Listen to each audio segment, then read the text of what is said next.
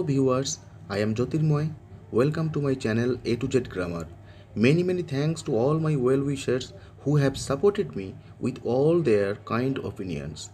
It's my humble presentation to all those who need to learn grammar from the fundamental to functional. Today, I am going to discuss about a very useful part of fundamental grammar. Please keep watching to the end of the video. আজকের ভিডিওতে আমরা যা আলোচনা করতে চলেছি সেটি হলো affirmative sentence এবং নেগেটিভ সেন্টেন্স সম্পর্কে আলোচনা। অ্যাফার্মেটিভ অ্যান্ড নেগেটিভ এই দুই প্রকারের বাক্য সম্পর্কে আগে আমাদের জানা উচিত। প্রথমত প্রশ্ন হলো what is an affirmative sentence and what is negative sentence. Affirmative শব্দের বাংলা অর্থ হচ্ছে ইতিবাচক, হ্যাঁবাচক। নেগেটিভ শব্দের অর্থ হচ্ছে নেতিবাচক বা নাবাচক। এই দুই প্রকার শব্দ থেকে আগে আমাদের বিশ্লেষণ করা উচিত, জেনে নেওয়া দরকার যে অ্যাফার্মেটিভ সেন্টেন্স এবং নেগেটিভ সেন্টেন্স আসলে এদের স্ট্রাকচার কেমন, আসলে দেখতে কেমন হয়। অ্যাফার্মেটিভ সেন্টেন্সের অর্থই হচ্ছে কি, যে সেন্টেন্সগুলি কোনো কিছুকে অ্যাফার্ম করে, কোনো কিছুকে স্থিরতা দেয়, ইতিবাচক ধারণা দেয়। কিন্তু নেগেটিভ সেন্টেন্স যে সেন্টেন্সগুলিতে নেতিবাচক ধারণা দেয়, নাবাচক ধারণা দেয়, আমরা সেই ধরনের বাক্যগুলিকে বলবো নেগেটিভ সেন্টেন্স।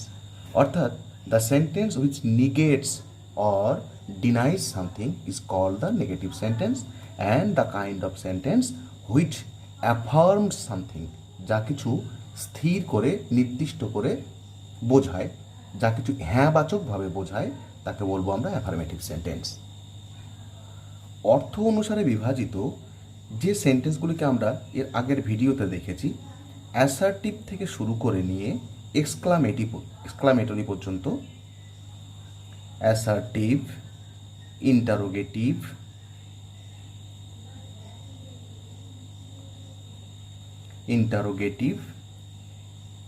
অপটেটিভ,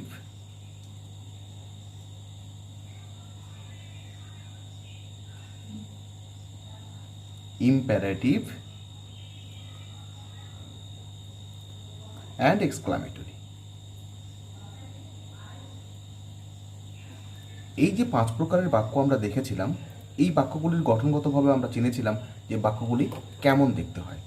আমি আরও একবার মনে করিয়ে দিই, assertive sentence always starts with the subject and ends with the full stop.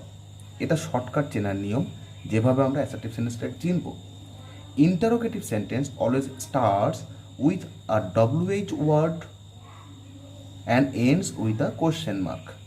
WH word দিয়ে শুরু হতে পারে এবং জিজ্ঞাসার চিহ্ন বা প্রশ্ন চিহ্ন দিয়ে শেষ হতে পারে। এটা এক প্রকারের নিয়ম। দ্বিতীয় নিয়ম, যদি কোনো সেন্টেন্স অক্সিলারি ভার্ব দিয়ে শুরু হয় এবং শেষ হয় জিজ্ঞাসা চিহ্ন দিয়ে, আমরা তাকেও বলবো ইন্টারোগেটিভ সেন্টেন্স।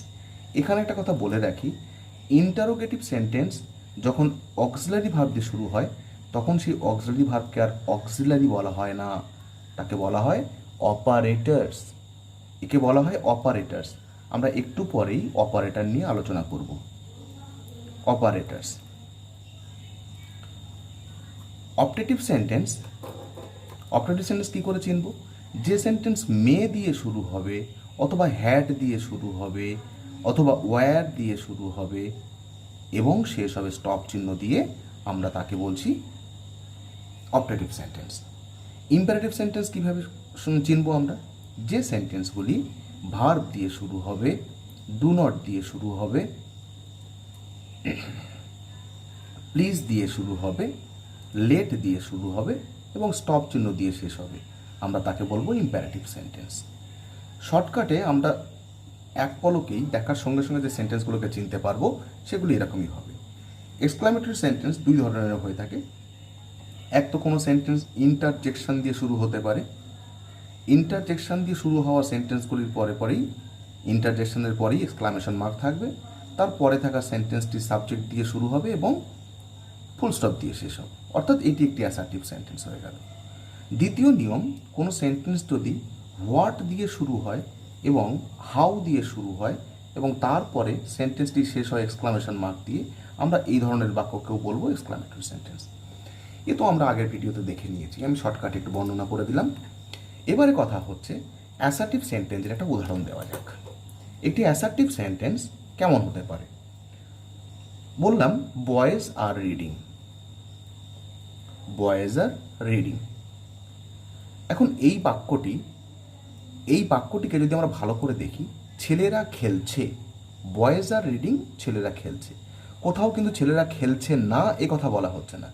কাজে এই বাক্যটির মধ্যে যে হ্যাঁ বাচক একটা সেন্স উঠে আসছে, হ্যাঁ বাচক একটা ধারণা আমরা বুঝতে পারছি, এই বাক্যটিকে আমরা বলবো কি অ্যাফার্মেটিভ সেন্টেন্স। কিন্তু এই বাক্যটিকেই আমরা লিখতে পারতাম নেগেটিভ সেন্টেন্সে। কীরকমভাবে? Boys are not reading, boys are not reading, ছেলেরা খেলছে না, অর্থাৎ এর মধ্যে একটা না এর ধারণা পাচ্ছি। আমরা এই ধরনের বাক্যকে বলি নেগেটিভ সেন্টেন্স। যদিও এই বাক্যটির নেগেটিভ এইটি হবে কিনা সে বিষয়ে আমরা পরে আলোচনা করছি। কিন্তু কথা হলো যে নেগেটিভ সেন্টেন্স করতে গেলে একটি নট বা না বাচক শব্দের ব্যবহার করতে হবে। তো কোন শব্দগুলি ব্যবহার করলে নেগেটিভ সেন্টেন্স তৈরি হতে পারে আমরা সেই বিষয়ে একটু আলোচনা করে নিই। নেগেটিভ সেন্টেন্স তৈরি করতে গেলে একটি সেন্টেন্সে অবশ্যই না বাচক শব্দ কিছু বসাতে হয়, এবং সেগুলি অবশ্যই নো হতে পারে, নট হতে পারে, নেভার হতে পারে, নাথিং হতে পারে, ইত্যাদি ইত্যাদি না বাচক শব্দগুলি ব্যবহার করতে হবে সেন্টেন্সে। কোথায় ব্যবহার করব? না বাচক সেন্টেন্স তৈরি করতে গেলে সব সময় সেগুলি অক্সিলারি ভার্বের পরে, যেটা বলছি আমরা অক্সিলারি ভার্বের পরে বসাতে হবে। কীরকমভাবে? এখানে the boys are play are reading বাক্যটি ছিল বয়েজ আর রিডিং। তো বয়েজ আর রিডিং সেন্টেন্সের মধ্যে আর হলো সাহায্যকারী ক্রিয়া অর্থাৎ অক্সিলারি ভার্ব, রিডিং হলো মেন ভার্ব। তো আর এর পরেই আমরা কিন্তু নটটা বসাচ্ছি। সবসময়ের জন্যই দেখছি যে boys are reading, boys are not reading, boys are reading, boys are not reading, আর এর পরেই নটটা বসানো হচ্ছে। সুতরাং আমরা বুঝতে পারলাম যে সাহায্যকারী ক্রিয়া বা অক্সিলারি ভার্বের পরেই নট বসালে বাক্যটি নেগেটিভ হয়ে যায়। এখন ধরুন কোনো একটি সেন্টেন্সে সাহায্যকারী ক্রিয়া নেই। কোন ধরনের বাক্যে সাহায্যকারী ক্রিয়া থাকতে পারে না বা থাকবে না? সেটা হচ্ছে প্রেজেন্ট ইনডেফিনাইট টেন্স এবং পাস্ট ইনডেফিনাইট টেন্সের বাক্যগুলোতে সাহায্যকারী ক্রিয়া থাকবে না হ্যাঁ বাচক বাক্যে। কেমন উদাহরণ হবে? একটু উদাহরণ দিয়ে বোঝানোর চেষ্টা করা যাক। ধরুন একটি বাক্য, হি ইটস ম্যাঙ্গো। এটি একটি প্রেজেন্ট ইনডেফিনাইট টেন্সের সেন্টেন্স এবং অবশ্যই অ্যাসার্টিভ সেন্টেন্স। সাবজেক্ট দিয়ে শুরু হয়েছে, ফুল স্টপ দিয়ে শেষ হয়েছে। আবারও একটি বাক্য, আই ইট ম্যাঙ্গো। এটিও একটি প্রেজেন্ট ইনডেফিনাইট টেন্স, সাবজেক্ট দিয়ে শুরু, ফুল স্টপ দিয়ে শেষ হচ্ছে, এটি অ্যাসার্টিভ সেন্টেন্সও বটে। আবারও একটি বাক্য বললাম, দে এট ম্যাঙ্গো। একটু ভালো করে লক্ষ্য করলে আমরা দেখতে পাবো যে এই সেন্টেন্সগুলির মধ্যে যে ভার্বগুলি ব্যবহৃত হয়েছে, দুটি ভার্ব প্রেজেন্ট টেন্সে, একটি ভার্ব পাস্ট টেন্সে আছে। এখানে ভি পাস্ট, এখানে ভি প্রেজেন্ট, এখানে ভি প্রেজেন্ট প্লাস এস যুক্ত আছে। অর্থাৎ ভার্বের তিনটি রূপই আমরা দেখতে পেলাম এখানে। তিনটি রূপ বলবো না, দুটি রূপ দেখতে পেলাম, দুটি প্রেজেন্টের, একটি পাস্টের। তো দেখতে পাচ্ছি ভার্বের সঙ্গে যখন কিছুই যুক্ত নেই, অর্থাৎ ইট, এই ভার্বটির মধ্যে কিছু যুক্ত নেই, কিন্তু আমরা বুঝবো যে এর সঙ্গে ডু যুক্ত আছে। ডু প্লাস ইট অর্থাৎ ইট। ইটস মানে হলো ডাজ প্লাস ইট, ইটস মানে হলো ডাজ প্লাস ইট, আর এট মানে হলো ডিড প্লাস ইট। অর্থাৎ ভার্বের চেহারার মধ্যেই একটি করে ডু ভার্ব লুকিয়ে আছে, ভার্বের চেহারার মধ্যেই একটি করে ডু ভার্ব লুকিয়ে আছে। যদি আমাদের এই বাক্যটি থেকে সাহায্যকারী ক্রিয়া এবং মূল ক্রিয়া আলাদা করতে হয়, তাহলে কীভাবে বলবো? হি ডাজ ইট অর্থাৎ he eats, I do it অর্থাৎ I eat, they do it অর্থাৎ দে ডিড ইট অর্থাৎ দে এট। তা এরকমভাবেই আমরা কোনো সেন্টেন্সে অক্সিলারি ভার্ব না থাকলে মূল ক্রিয়াটির রূপ অর্থাৎ ভার্বের ফর্ম দেখে চিনে যেতে পারবো তার মধ্যে কোন প্রকারের সাহায্যকারী ক্রিয়া লুকিয়ে আছে।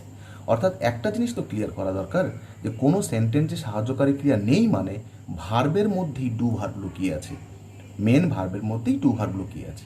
ওই ডু ভার্বটিকে খুঁজে বার করে নিয়েই আমাদের সাহায্যকারী ক্রিয়া হিসেবে ধরতে হবে।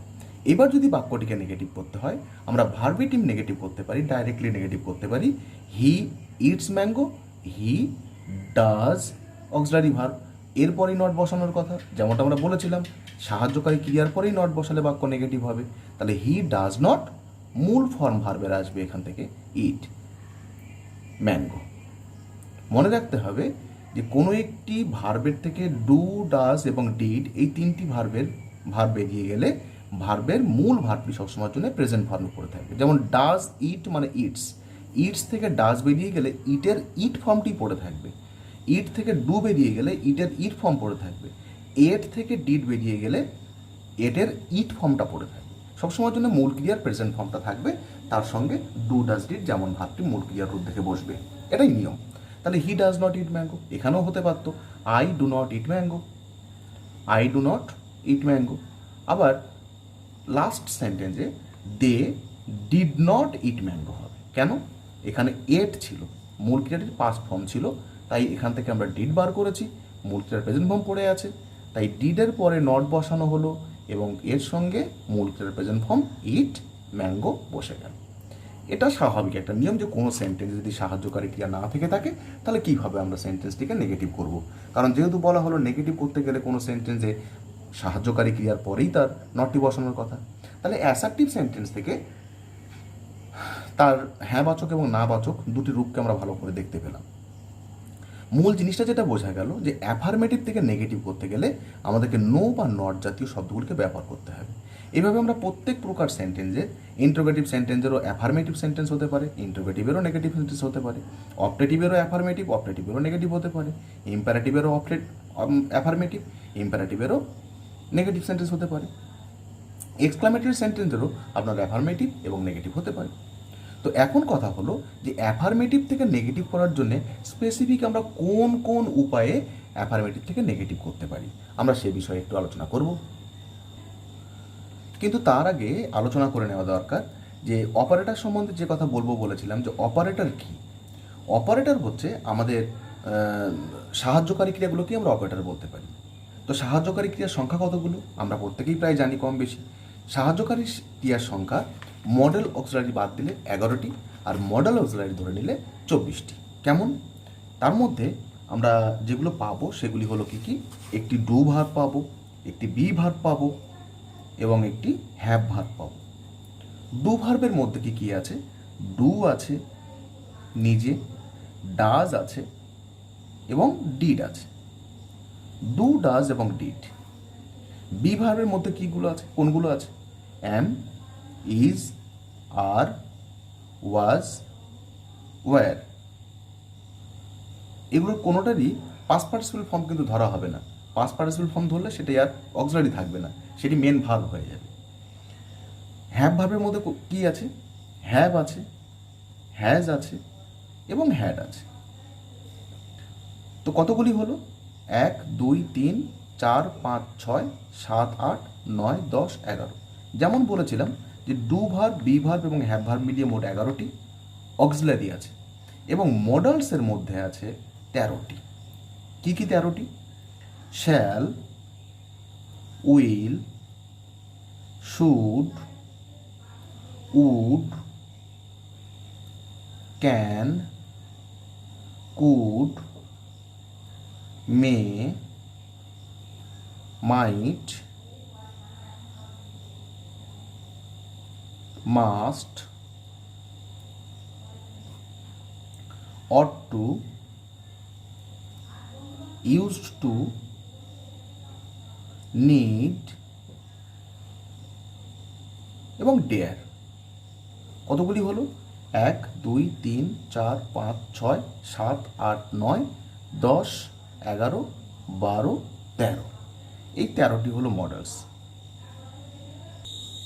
তাহলে এই হলো মোট 24টি। 13 আর 11, 24টি মোট হলো আমাদের অক্সিলারি ভার্বস। এখন কথা হলো এই অক্সিলারি ভার্বগুলোকে আমরা অপারেটর বলবো কখন? এর দুটি ব্যবহার আছে। যখন আমরা সাধারণভাবে কোনো কিছু অক্সিলারি হিসেবে ব্যবহার করছি বা ভয়েস চেঞ্জ করতে ব্যবহার করছি, কোনো টেন্সের ক্ষেত্রে ব্যবহার করছি, তখন সেগুলো auxiliary. These 24 verbs are called auxiliaries when they are used to make tense or voice of the verb. কীরকম ভাবে? মনে করুন একটা বাক্য বললাম যে he has killed a deer, সে একটা হরিণ মেরেছে। তো এই বাক্যে he has killed a deer, এখানে হ্যাজ ব্যবহার করা হয়েছে অ্যাজ অ্যান অক্সিলারি ভার্ব। যদি এটাকে ভয়েস চেঞ্জ করা হয়, a deer has been killed by him, এখানে হ্যাজটি অক্সিলারি ভার্ব। কিন্তু যদি এই একই বাক্যকেই আমরা ব্যবহার করি অ্যাজ অ্যান অপারেটর, কীভাবে ব্যবহার করব? এই 24 ভার্বসগুলি আবার অপারেটর হিসেবে কাজ করবে when they make a sentence negative and interrogative. যখন কোনো একটা সেন্টেন্সকে নেগেটিভ করার জন্যে অথবা ইন্টারোগেটিভ করার জন্য আমরা ব্যবহার করব ওই অক্সিলারি ভার্বগুলিকে, তখন তাকে আমরা বলবো অপারেটর। কেমনভাবে? যদি বলি he has not killed a deer, অথবা has he killed a deer,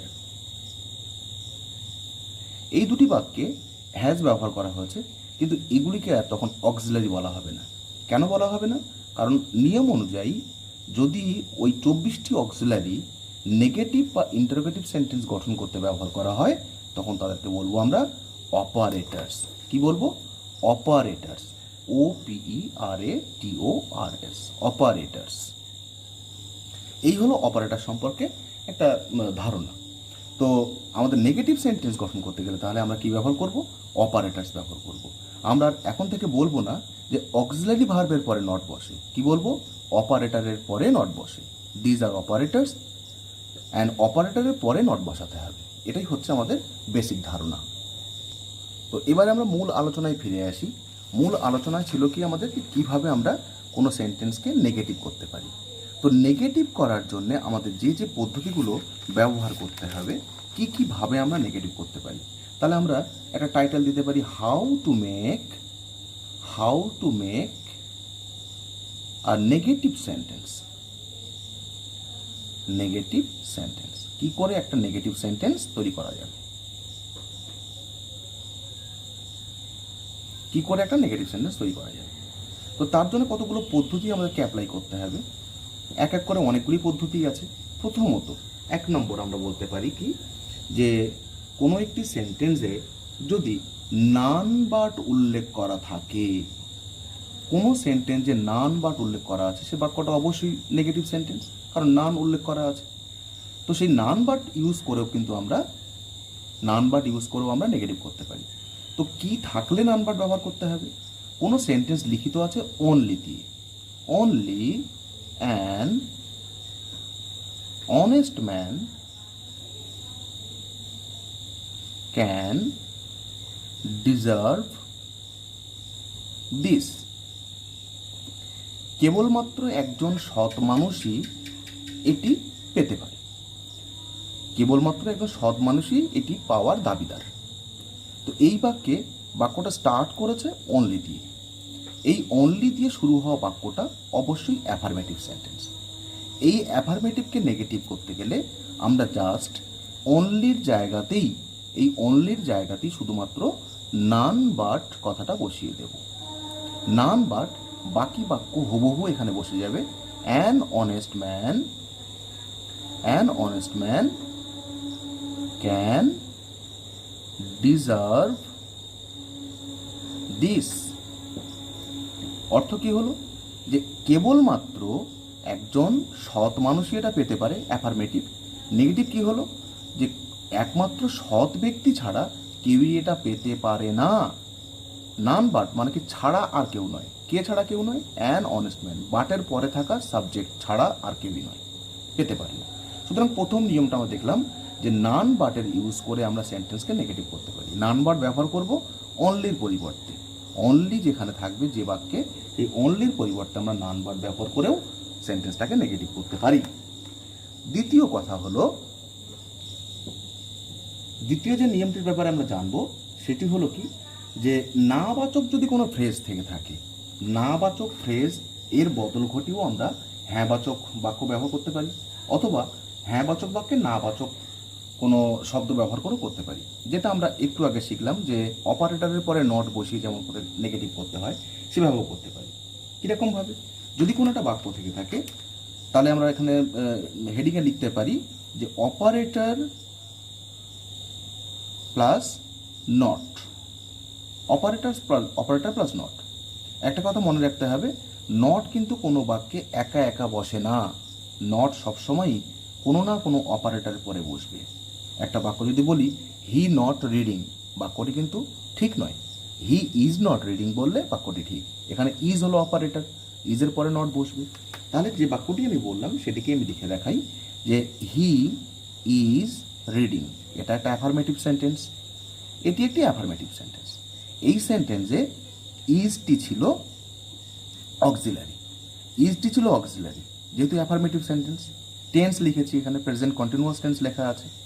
যেই এই বাক্যটিকে, যেমাত্র আমরা বাক্যটিকে নেগেটিভ করব, হি ইজ নট রিডিং, অমনি ইজটি আর কিন্তু তখন টেন্স হিসেবে, অক্সিলারি হিসেবে ব্যবহার করা হলো না। যদিও এটি টেন্স হিসেবে ব্যবহার করা হয়েছে, কিন্তু নেগেটিভ সেন্টেন্সের ক্ষেত্রে নটটি বসে অপারেটরের পরে। সুতরাং is not called an auxiliary then, it is an operator. তাহলে অপারেটর প্লাস নট আমরা কোনো সেন্টেন্সকে নেগেটিভ করতে পারি। এরপরে 3 নম্বর নিয়ম হিসেবে বলতে পারি, একটি নেগেটিভ ওয়ার্ড ব্যবহার করা। Negative word plus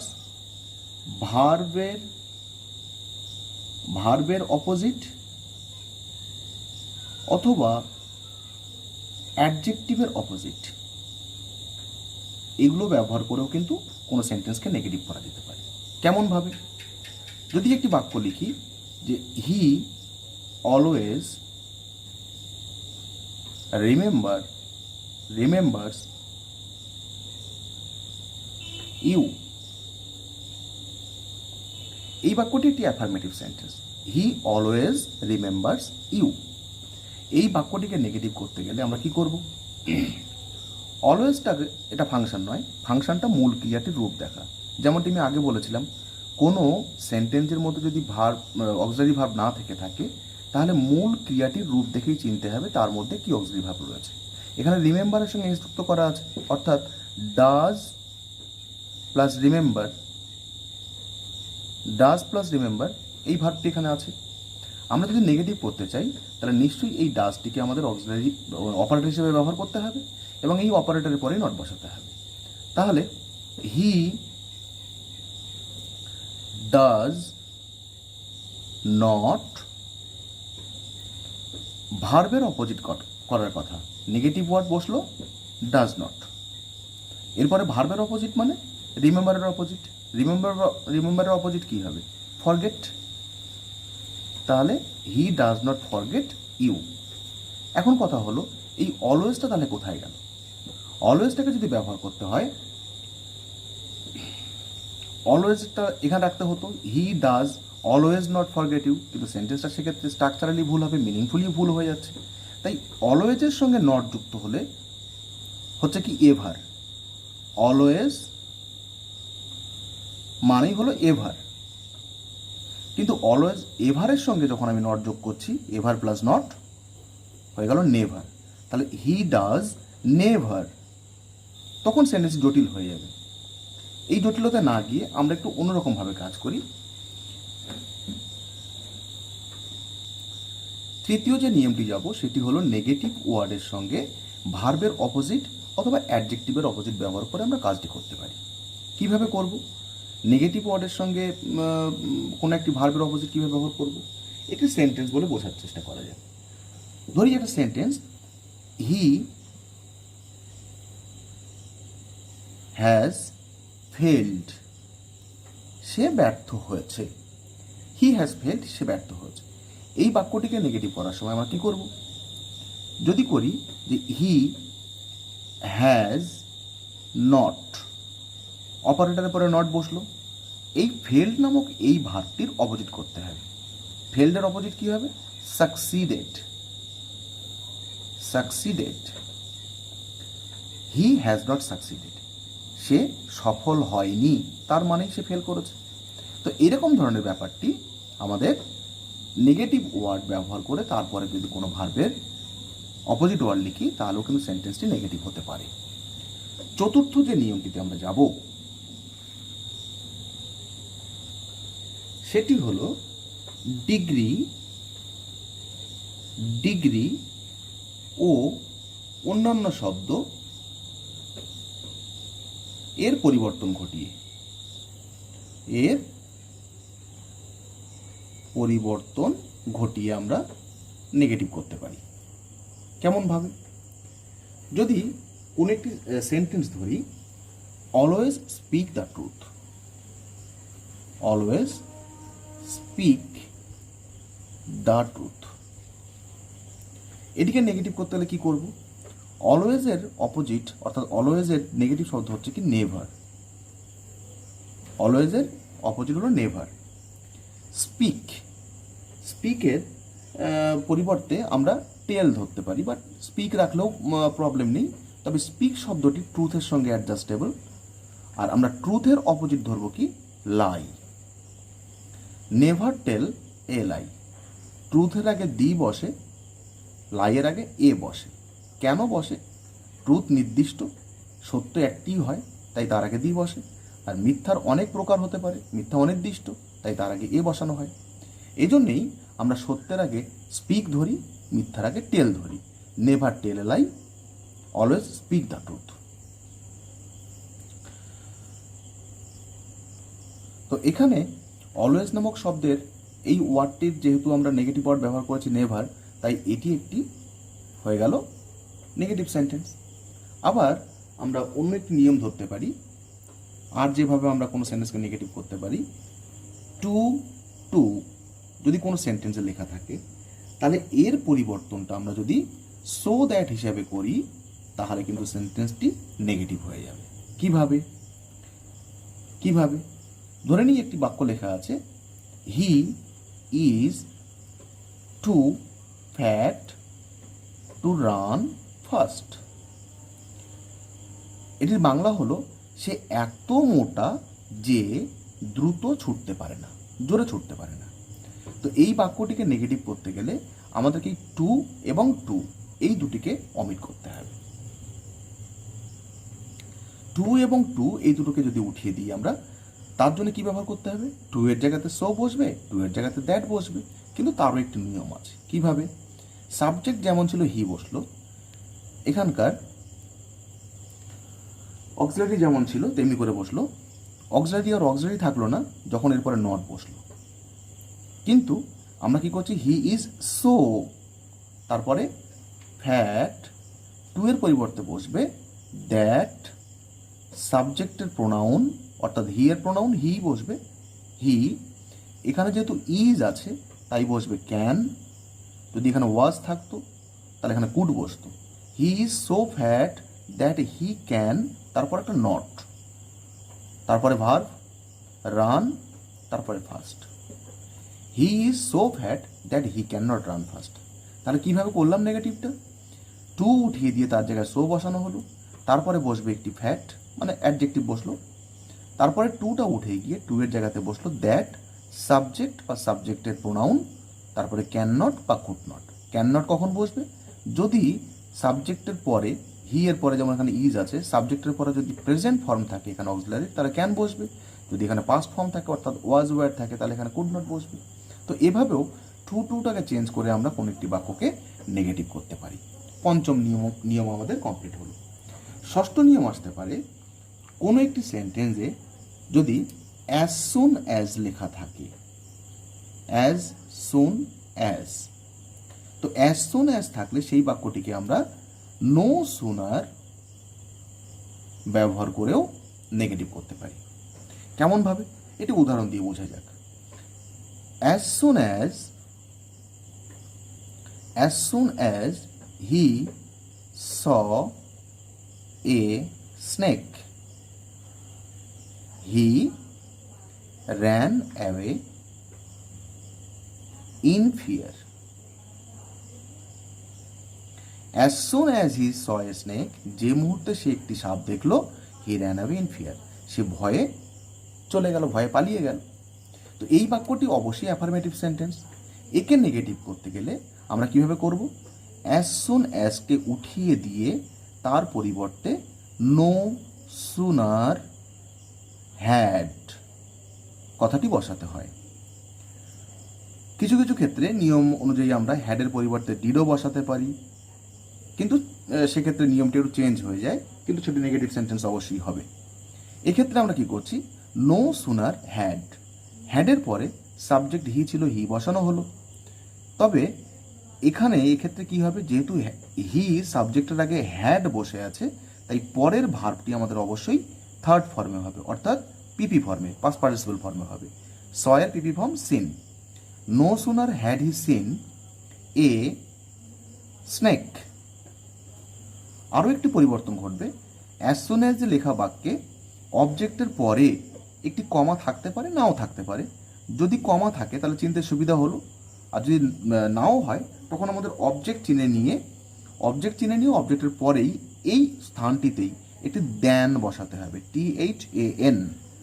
no sooner, as সুনার জায়গায় নো সুনার বসলো, হি তারপরে হ্যাড বসলো, তারপরে হি বসলো, সয়ের পিপি ফর্ম অর্থাৎ থার্ড ফর্ম সিন বসলো, এ স্নেক নামক অবজেক্টটা বসে গেল। কমা থাকলে সেই জায়গাটাতে দ্যান বসাতে সুবিধা হবে, কমা না থাকলেও চিনে নিয়ে আমরা এই স্থানটিতেই দ্যান বসাবো। তারপরের থাকা বাক্যটিকে আমরা হুবহু যেমন ছিল বসিয়ে দিলাম, he ran away in fear. এই বাক্যটিতে নো সুনার ব্যবহার করার জন্য বাক্যটি কিন্তু নেগেটিভ হয়ে গেল। এরকমভাবে আমরা বেশ কিছু নিয়মের মধ্যে দিয়ে গিয়ে দেখলাম যে কিভাবে একটা অ্যাফার্মেটিভ সেন্টেন্সকে নেগেটিভ করা যেতে পারে। এখানে একটা কথা বলে রাখা ভালো, যে কথাটা না বললে নয়, যে কোনো একটি অ্যাফার্মেটিভ সেন্টেন্স অ্যাসার্টিভ সেন্টেন্সে লেখা আছে। তো অ্যাসার্টিভ সেন্টেন্সে কিছু কিছু সময় একটা বাক্য আমি একটু দেখিয়ে বোঝানোর চেষ্টা করি। হি ইজ এ টল বয়। এই সেন্টেন্সের মধ্যে সে হয় একজন লম্বা ছেলে, দীর্ঘ ছেলে। তো এই বাক্যটিকে নেগেটিভ করতে গেলে আমরা যেমনটা শিখেছি যে সাবজেক্ট থেকে গেল, হি নামক এই অক্সিলারিটা এর পরে নট যোগ করা হলো, আর তারপরে এই অ্যাডজেক্টিভের অপোজিটটা ঘটাতে হবে। কিভাবে? A short boy, he is not a short boy. এটা আমরা প্রথাগতভাবে শিখে গেছি, কিন্তু এমন অনেক সময় এমন কিছু অ্যাডজেক্টিভ থাকবে যা স্টুডেন্টের পক্ষে বেশ সমস্যার কারণ হয়, যে এই অ্যাডজেক্টিভটির অপোজিট কী খুঁজে পাবো, এই অ্যাডজেক্টিভটির অপোজিট কী। অনেক সময় মেরিটোরিয়াসের অপোজিট খুঁজে পাওয়া যাবে না, অনেক সময় পাগনেশাসের অপোজিট খুঁজে পাওয়া যাবে না, কোয়ারেলসামের অপোজিট খুঁজে পাওয়া যাবে না। অর্থাৎ সেক্ষেত্রে না জানলে সেন্টেন্সটিকে এইরকমভাবে চেঞ্জ করাটা মুশকিল হয়ে যায়। ধরে নিলাম কোনো একটি বাক্য লেখা আছে,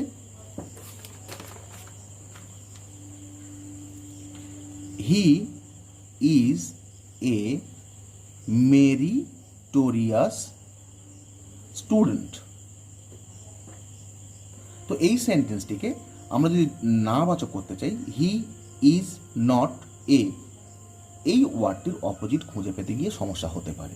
তার জন্য একটা শর্টকাট ওয়ে জানা উচিত, যে বাক্যটিকে আমরা নেগেটিভও করতে পারবো, সেন্টেন্সের সেন্সও অটুট থাকবে। কিভাবে? সাপও মরবে, লাঠিও ভাঙবে না। কিভাবে করব? তার জন্য একটা পদ্ধতি শিখে নেওয়া দরকার। যদি আমরা এই অ্যাসার্টিভ সেন্টেন্সটিকে নেগেটিভ করে ফেলতে চাই এবং যদি তাকে আমরা ইন্ট্রোগেটিভ সেন্টেন্সে ট্রান্সফার করি, তাহলে কিন্তু বাক্যটি তার সেন্সে অটুট থাকবে। কিভাবে করব? খুবই সহজ। সেক্ষেত্রে এই অক্সিলারিটিকে আমরা জাস্ট আগে নিয়ে চলে আসব এবং এই সাবজেক্টটিকে বসাবো ঠিক তারপরেই। কী করলাম? অক্সিলারিটিকে নিয়ে এলাম আগে, সাবজেক্টকে বসালাম তার ঠিক পরেই। তাহলে ইজ বসলো আগে, তারপরে বসলো হি। এবার একটা কথা আছে, যদি এই অ্যাসার্টিভ সেন্টেন্স, এই অ্যাফার্মেটিভ সেন্টেন্সটির মধ্যে নট থাকে, তাহলে এই বাক্যে আর নট বসবে না। কিন্তু যদি এখানে নট না থাকে, এখানে তখন বসবে। তাহলে নট থাকলে বসবে না, নট না থাকলে বসবে। কেন ব্যাপারটা আমি বলছি, আগে সেন্টেন্স লিখে নিই। তাহলে he is a meritorious student, he is a meritorious student, একে চেঞ্জ করছে কীভাবে, ইজটা গেল আগে, হি গেল তারপরে, এরপরে বসাবো নট। এখানেও একটু একটা সমস্যা আছে যে নট আমরা কোথায় বসাবো। যদি এখানে হি না থেকে, যদি হি সাবজেক্ট হিসাবে হি না থেকে যদি কোনো হি মানে একটা ছেলের নাম থাকতো, যদি রাম শ্যাম কোনো একটা ছেলের নাম থাকতো, তাহলে কি হতো? যদি এখানে রাম থাকতো, অর্থাৎ সেন্টেন্সের সাবজেক্ট যদি এখানেই রাম থাকতো, তাহলে কি হতো? সেক্ষেত্রে রাম হতো নাউন, এক্ষেত্রে হি আছে প্রোনাউন। আমাদের জেনে রাখা উচিত ইন্টারোগেটিভ সেন্টেন্সে সবসময়ই নাউনের আগে নট বসে, প্রোনাউনের পরে নট বসে। অর্থাৎ কেমন দেখতে হবে, নাউন যদি থেকে থাকে সাবজেক্ট হিসাবে তার আগে বসবে নট, প্রোনাউন যদি থেকে থাকে সাবজেক্ট হিসাবে তখন তার পরে বসবে নট। অর্থাৎ নাউনের আগে নট, প্রোনাউনের পরে নট। কোন সেন্টেন্সে? সেন্টেন্সটা হলো ইন্টারোগেটিভ সেন্টেন্স। সেই জন্যই বললাম যে এখানে নট থাকলে এখানে বসবে না, এখানে নট না থাকলে এখানে বসবে। যেহেতু এটা অ্যাফার্মেটিভ সেন্টেন্স ছিল, নট থাকাটা স্বাভাবিক নয়, তাই এখানে নট এসে বসলো। হি ইজ হি নট, ইজটা আগে গেল, হিটা পরে বসলো, নট বসলো। বাদ বাকি যেটুকু অংশ আছে, এ মেরিটোরিয়াস স্টুডেন্ট, সেন্টেন্সের শেষে একটি ইন্টারোগেশন মার্ক দিতে হবে। তাহলে is he not a meritorious student? আমরা উত্তরে বলবো yes, he is meritorious student. তাহলে আমাদের উত্তরের সঙ্গে সামঞ্জস্য হয়ে গেল। এবারে কথা হচ্ছে কেন আমাদেরকে নট ব্যবহার করতে হবে। প্রথমত কথা, নেগেটিভ সেন্টেন্স তৈরি করছি, নট ব্যবহার করতে হবে। কিন্তু নট ব্যবহার না করলে কি হবে? যদি নটটা ব্যবহার না করতাম, is he a meritorious student, তাহলে কি হতো? সেন্টেন্সটি তার অর্থ হারিয়ে ফেলত। প্রথম কথা হচ্ছে যে সমস্ত ইন্টারোগেটিভ সেন্টেন্সগুলি অপারেটর দিয়ে শুরু হয়, অর্থাৎ আমরা যাকে অক্সিলারি বলে চিনতাম, সেই অপারেটর দিয়ে শুরু হওয়া কোনো ইন্টারোগেটিভ সেন্টেন্স, সেগুলিকে অবশ্যই আমরা ইয়েস বা নো এই উত্তর দিয়ে স্যাটিসফাই করতে পারি। আমার আগের ভিডিওতে এ সম্পর্কিত ব্যাখ্যা আছে, প্রোনোমিনালিটি বা ইয়েস নো টাইপ সেন্টেন্স সম্পর্কে বর্ণনা করা আছে, চাইলে দেখে নিতে পারেন। তো এখানে বলি যে সমস্ত সেন্টেন্সগুলি অপারেটর দিয়ে শুরু হবে সেই সেন্টেন্সগুলিতে আমরা ইয়েস বা নো দিয়ে উত্তর দিতে পারি। যেমন যদি প্রশ্নটা করি, ডু ইউ নো মি, তুমি কি আমাকে চেনো? আমি বলতে পারি ইয়েস অথবা বলতে পারি নো। তার মানে ডু ইউ নো মি এই প্রশ্নটার মধ্যে যিনি প্রশ্নকর্তা, যিনি কোশ্চেন মেকার, যিনি এটা জিজ্ঞাসা করছেন, তিনি কিন্তু মনে মনে চাইছেন যে উত্তরটা নাই দেওয়া হোক, তাই তিনি হ্যাঁবাচকভাবে প্রশ্ন করেছেন। ডু ইউ নো মি, তুমি কি আমাকে চেনো? তার মানে প্রশ্নকর্তার মনের মধ্যে সন্দেহ আছে, যাকে প্রশ্নটা করা হচ্ছে সে তাকে চেনে না। আবার যদি এমন হতো, do you not know me, তুমি কি আমাকে চেনো না, তাহলে এই ক্ষেত্রে প্রশ্নকর্তা কিন্তু মনে মনে এক্সপেক্ট করছেন যে উত্তরটা অবভিয়াসলি ইয়েসই হবে। কেননা তুমি কি আমাকে চেনো না, যাকে প্রশ্ন করা হচ্ছে সে তাকে অবশ্যই চেনে। এই ধারণার উপর ভিত্তি করে এই প্রশ্নটা কিন্তু না বাচক করা হয়েছিল। অর্থাৎ একটা জিনিস ক্লিয়ার হয়ে গেল, হ্যাঁ বাচকভাবে প্রশ্ন করলে তার উত্তর ডেফিনেটলি হবে না বাচক, হ্যাঁ বাচক প্রশ্ন করলে উত্তর ডেফিনেটলি হবে না বাচক। অর্থাৎ অ্যাফার্মেটিভ কোশ্চেন হলে উত্তর হবে নেগেটিভ, নেগেটিভ কোশ্চেন হলে উত্তর হবে অ্যাফার্মেটিভ। এটুকু ক্লিয়ার করতে পারলে সেন্টেন্স সম্পর্কে আমাদের যতটুকু বক্তব্য ছিল প্রায় শেষ করে ফেলেছি। তাহলে যতটুকু দেখলাম আমরা সেটা হলো কি, যে অ্যাফার্মেটিভ থেকে নেগেটিভ করতে গিয়ে আমরা বেশ কতগুলো সেন্টেন্স, যেগুলো আমাদের অ্যাকর্ডিং টু মিনিং সেন্টেন্সকে আমরা ডিভাইড করতে পেরেছিলাম, assertive, interrogative, operative, imperative, exclamatory, সেই সেন্টেন্সগুলোর স্ট্রাকচারও বুঝে নিলাম। আমরা নেগেটিভ করার জন্য মূলত যে শব্দগুলো ইউজ করতে হয়, কিছু negative word, no, not, never, nothing, এগুলোকে ইউজ করতে শিখলাম। আরও শিখলাম কি, সেন্টেন্সের মধ্যে আমাদের অপারেটর এবং অক্সিলারি ভার্বের পার্থক্য, which are operators and which are auxiliaries, কতগুলো অপারেটর বা কতগুলো আমাদের অক্সিলারিজ রয়েছে আমরা সে সম্বন্ধে জানলাম। আরও কি জানলাম, যে আমাদের নেগেটিভ থেকে ইন্টারোগেটিভ করার জন্য নেগেটিভ সেন্টেন্স বা ইন্টারোগেটিভ সেন্টেন্স কীভাবে আমরা করব, আর কিভাবে how to make a negative sentence, how to transform a sentence from other sentence to affirmative sentence to negative. এটাই হচ্ছে আজকের আলোচনার বিষয় ছিল। তো আজ এই পর্যন্ত। ভিডিওটি ভালো লেগে থাকলে আপনারা ভিডিওটি শেয়ার করবেন, লাইক করবেন, কমেন্ট করবেন এবং সবচেয়ে বড় কথা সাবস্ক্রাইব করবেন, চ্যানেলটির পাশে থাকবেন। অসংখ্য ধন্যবাদ। বন্দে মাতরম, ভারত মাতা কি জয়। So thank you for watching this full video. Namaskar, Jai Hind.